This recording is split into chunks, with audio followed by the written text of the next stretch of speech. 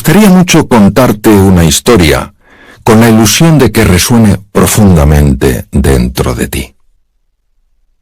Tú sabes que hay historias que, por algunas razones, a veces misteriosas, tienen la capacidad. Era tanto el entusiasmo que mostró que sus padres, sin dudarlo mucho, la apuntaron a una academia de danza.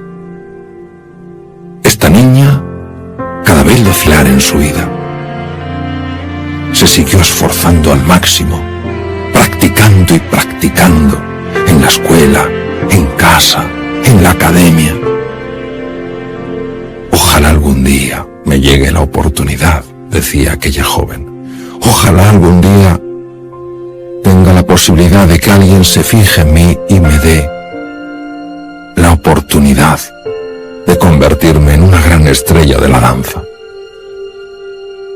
Y aquella oportunidad llegó. Un buen día, sus padres le dijeron que uno de los directores de ballet más importantes del mundo iba precisamente a su ciudad buscando jóvenes promesas, jóvenes talentos. Ella consiguió bailar ante aquel director. Puso toda su pasión, todo su entusiasmo, toda su energía, toda su ilusión. Y cuando terminó, se acercó al director y le dijo: ¿qué le ha parecido? Bueno, está bien. ¿Solo bien? Bueno, bien, está bastante bien. Pero ¿usted cree que yo puedo convertirme en una estrella de la danza? No, por favor. Eso es soñar demasiado alto. Si tú bailas bien, no cabe duda, como tantos otros. Pero no tienes lo necesario, lo imprescindible para ser una estrella de la danza. Lo siento. Aquella joven se hundió. Se desmoronó.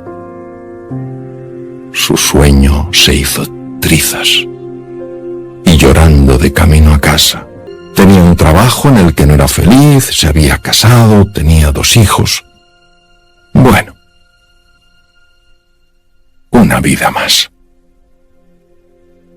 Pero un buen día, aquella mujer leyó en el mismo periódico en el que había leído años antes que aquel famoso director de ballet venía a su ciudad buscando jóvenes talentos.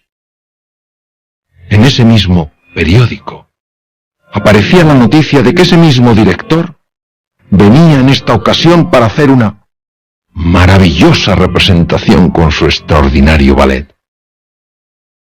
Aquella mujer notó cómo su sueño revivía, cómo la pasión volvía a emerger de su corazón, y consiguió 2 entradas para su marido y para ella. Aquella noche fue tan especial. En el teatro, viendo aquella representación tan extraordinaria, aquellos bailarines y bailarinas que parecía que flotaban en el aire, empezó a notar cómo le caían lágrimas, recordando su viejo sueño.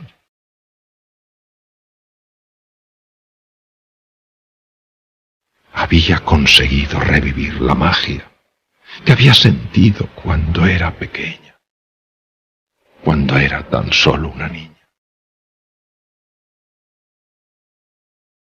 Cuando acabó la representación, y gracias a que ella conocía a una de las personas que trabajaban en aquel teatro, consiguió que la permitieran acceder al camerino del director.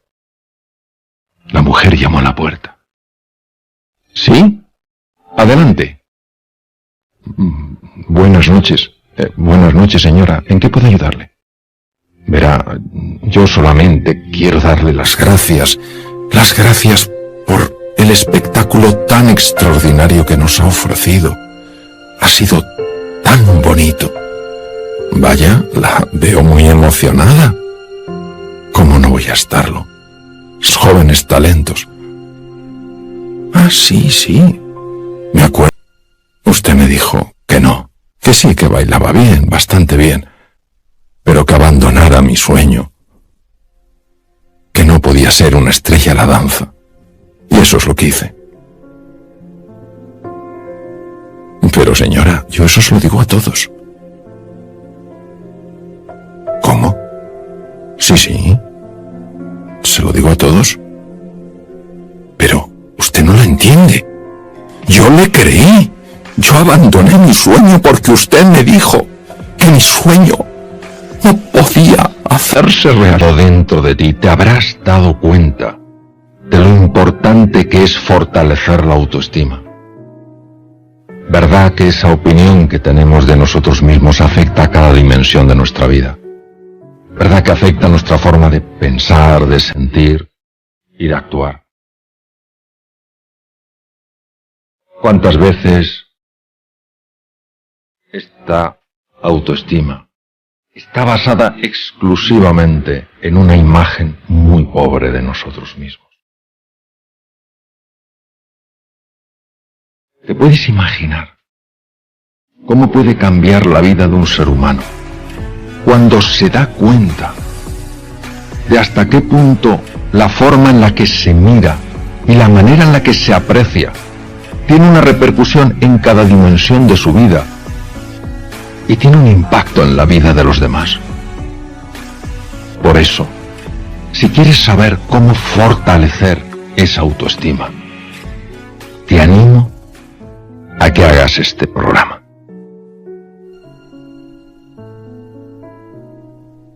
Ya no solamente nos proponemos crear esos sueños, sino que le preguntamos, doctor, lo primero, si realmente siempre es factible construir un sueño y cómo hacerlo. Fíjese que qué sencilla la pregunta y qué compleja a la vez, ¿no? La pregunta es muy bonita. Es muy bonita y pide una reflexión bastante cautelosa. Vamos a ver. Vamos a hablar de los sueños. ¿De qué sueños estamos hablando aquí? Estamos hablando de esas imágenes, esas aspiraciones que una persona cuando las tiene nota que le llevan a otro nivel. ¿A qué me refiero? Empieza a sentir una pasión, empieza a sentir una ilusión, empieza a notar un entusiasmo, porque de alguna manera, aunque sea sutilmente, toca la posibilidad de una realidad que actualmente se le escapa. ¿Por qué son tan importantes los sueños? Los sueños son tan importantes porque colocan a la mente en un plano radicalmente distinto al usual. Cuando una persona se siente profundamente inspirada, profundamente movida para alcanzar algo, para experimentar algo en su vida, el cerebro empieza a operar de una manera radicalmente distinta. Por ejemplo, hace falta mucha creatividad para alcanzar un sueño. Se sabe que la creatividad es hija de la pasión. Un sueño apasiona y por tanto un sueño ayuda a ser más creativo. Se sabe que la inteligencia es básica a la hora de encontrar formas de superar los obstáculos. Se sabe que la pasión abre la inteligencia. Es profundamente erróneo, con la investigación que hoy en día tenemos, pensar que la inteligencia es una cualidad o una capacidad o una competencia fija. La inteligencia es como una ventana, se puede abrir o se puede cerrar, y es la pasión, es la ilusión lo que abre esta ventana en la inteligencia. ¿Qué ocurre? Ocurre que todos tenemos primero un gran desconocimiento de nosotros mismos y segundo, terror al fracaso.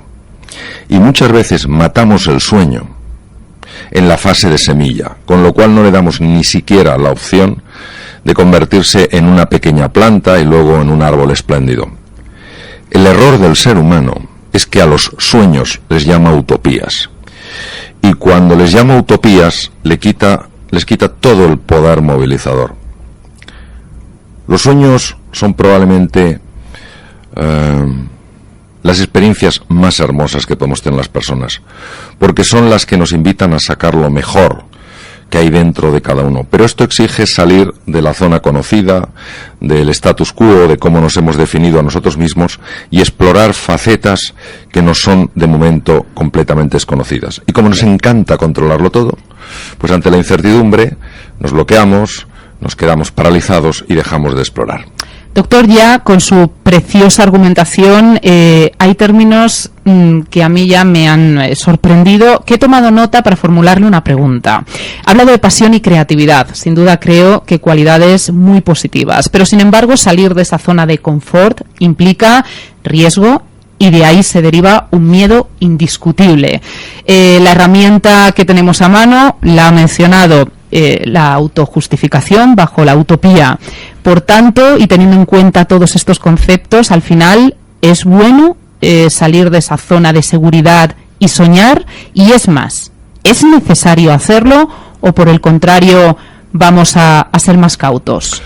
La zona de confort es la zona más peligrosa en la que se puede estar, la más peligrosa. Curiosamente da una alucinación de seguridad, pero no es así. La zona de confort es el lugar en el que nos hemos acomodado a vivir y sin embargo nos impide todo crecimiento y evolución. El mundo está constantemente evolucionando y si nosotros no crecemos y evolucionamos nos quedamos atrás. Luego hay que tener muchísimo cuidado con la autocomplacencia y hay que tener mucho cuidado con considerar que la vida está para sobrevivirla en lugar de para vivirla. Número 2, el miedo. El miedo va a ser nuestro compañero toda la vida. Nacimos con miedo y moriremos con miedo. Es decir, el momento en el que, si tenemos tiempo para darnos cuenta, llegue nuestro punto final, posiblemente también experimentaremos el miedo. Entonces, yo creo que el problema no es el miedo, es nuestra relación con el miedo. El miedo, lo único que nos pide es que seamos sensatos y cautos.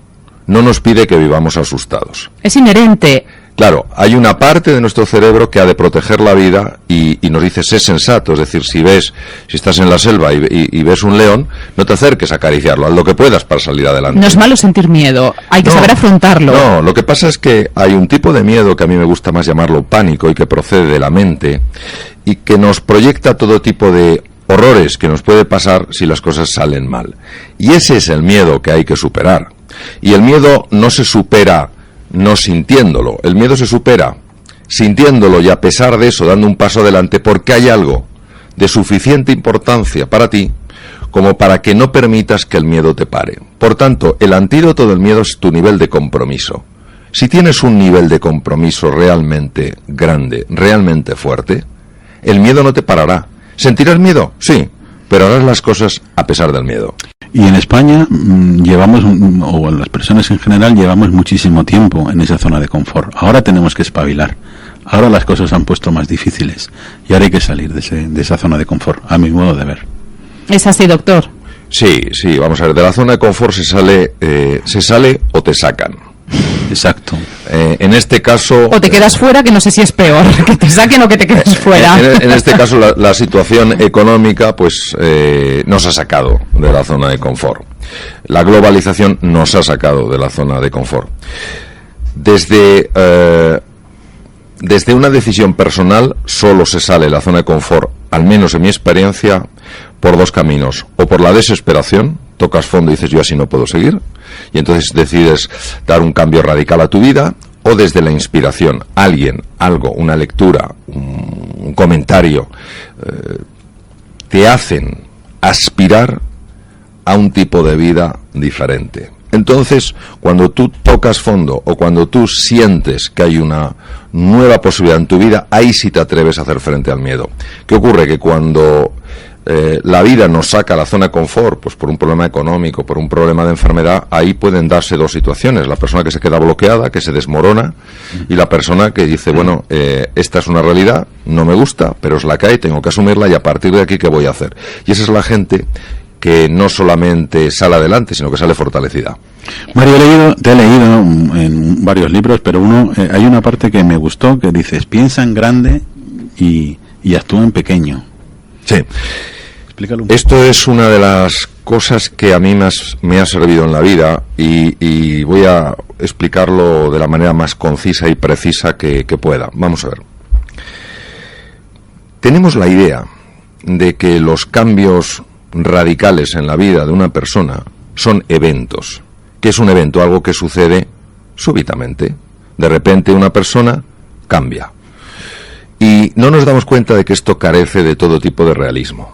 Los cambios radicales en una persona son fruto de que esa persona en un momento determinado de su vida tomó una decisión firme. Y a lo largo de una serie de días, meses y años, ha mantenido esa decisión a pesar de dificultades, obstáculos, incomodidades e inseguridades. Y al cabo de meses, años, algo fundamental se transforma. Lo importante es darse cuenta que no se transformó ese día donde apareció la nueva cualidad, sino que lo que ha surgido es el resultado de un montón de días, de meses y de años, donde esa persona ha mantenido su compromiso, y cada vez que se ha caído, cada vez que ha fracasado, se ha vuelto a levantar. No hay, en mi experiencia, cortocircuitos en esto. No hay caminos fáciles. Por eso, para mí la palabra clave es compromiso. ¿Estás lo suficientemente comprometido en tu decisión como para que la vida te haga un test cada día y lo superes? ¿Estás lo suficientemente comprometido para seguir adelante a pesar del dolor, a pesar de la dificultad, a pesar de los obstáculos?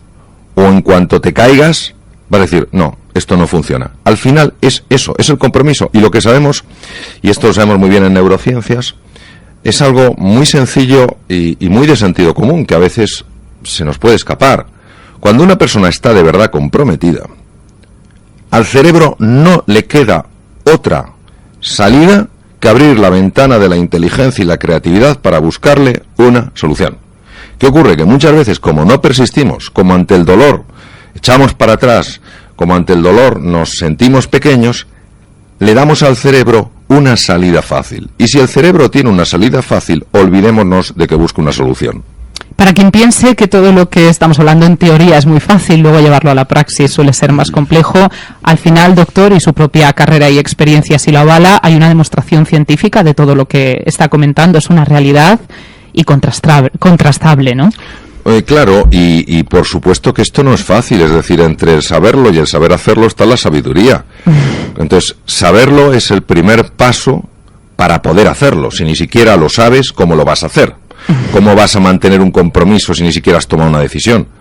Por supuesto que el camino es un camino lleno de dificultades y lleno de obstáculos. Lo que pasa es que en ese caminar, tú como ser humano, vas siendo cada día mejorado. Tú como ser humano cada día vas sacando a flote talentos, capacidades que ni siquiera sabías que tenías. Y al final es casi igual que consigas o no aquello que te propusiste de entrada, porque lo importante es que en ese proceso tú has sacado la mejor versión de ti mismo.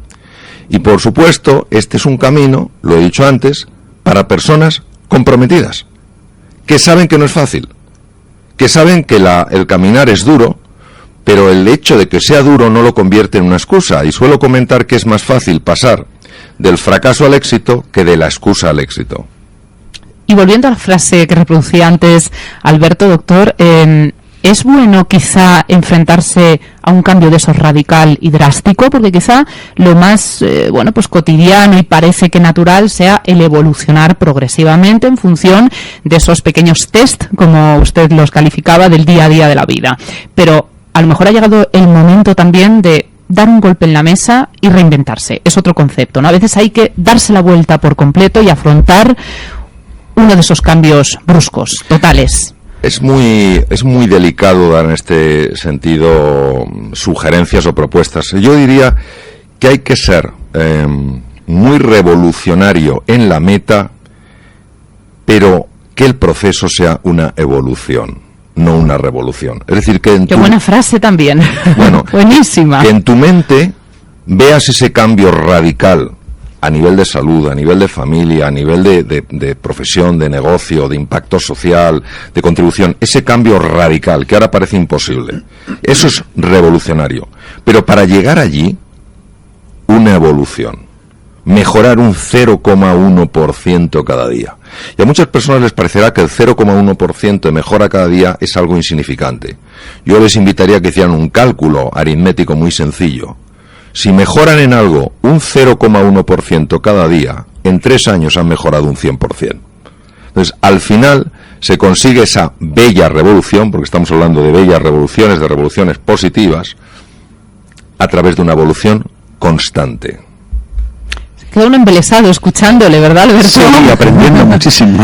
Es que en cada frase, cada término entraña un significado, una reflexión y un conocimiento inmenso. Aprendiendo muchísimo. Yo también leí el otro día una frase que también me gustó. Decía, hagamos algo que no nos guste cada día y de esa forma salimos de la zona de confort. Me la apunté y dije, es muy buena. Es que, bueno, yo soy un caminante más en este apasionante senda que es la vida, ¿no? Y vas constantemente aprendiendo de unos y otros. Y al final es irte desafiando en algo pequeñito cada día. Yo tengo una agenda donde están todos los días a lo largo del año, una agenda donde apunto las cosas que me da miedo hacer. Y son pequeños pasos. ¿Por qué? Porque el miedo es muy, muy oscuro, pero es muy delgado. Entonces, como es tan oscuro, nos da la sensación de que es una cosa eterna.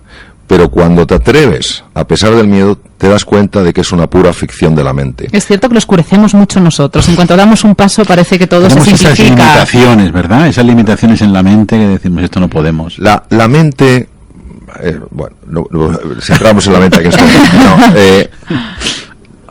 la mente es una estructura, por llamarla de alguna manera, con un poder, con una potencia difícil de describir y cuyo impacto se ha podido ver en el campo de la medicina.